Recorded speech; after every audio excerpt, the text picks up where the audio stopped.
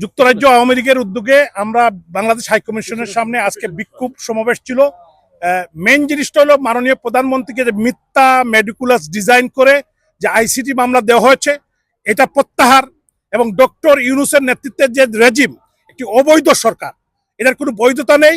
এখনো মাননীয় প্রধানমন্ত্রী রিজাইন করে নাই। আমরা অচিরেই অবিলম্বেই বাংলাদেশের মানুষকে নিয়ে আন্দোলন সংগ্রাম করে এই রেজিমকে ক্ষমতাচ্যুত করা হবে, কারণ তারা বাংলাদেশে আইনের শাসন প্রতিষ্ঠা করে নাই। বাংলাদেশে আজকে খুন, হত্যা, রাহাজানি, নারী দর্শন, বিশেষ করে আমাদের বাচ্চাদের পর্যন্ত হত্যা করছে।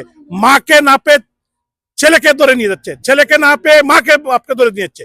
এটা বাংলাদেশের কোন ল অ্যান্ড অর্ডার সিচুয়েশন নেই। আমি প্রবাসী বাঙালিদের পক্ষ থেকে সবাইকে ইউনাইটেডলি এই খুনি চক্র, নির্লজ্জ ডক্টর ইউনূসের নেতৃত্বে তারা মেডিকুলাসলি ডিজাইন করে আমাদের শান্ত বাংলাদেশকে একটি গণতান্ত্রিক দেশকে ধ্বংস করে দিয়েছে, এবং বিদেশিদের কাছে তারা আরাকান রাষ্ট্র প্রতিষ্ঠার জন্য তাদের প্রভুদের কাছে আমাদের প্রাণের বাংলাদেশকে তুলে ধরতে চাই। তো দেশবাসীকে আহ্বান জানাবো, সবাই এগিয়ে আসুন এবং এই খুনি চক্রকে ক্ষমতাচ্যুত করতে হবে, না হলে আমাদের সার্বভৌমত্ব ধ্বংস হয়ে যাবে। জয় বঙ্গবন্ধু, জয় শেখ হাসিনা।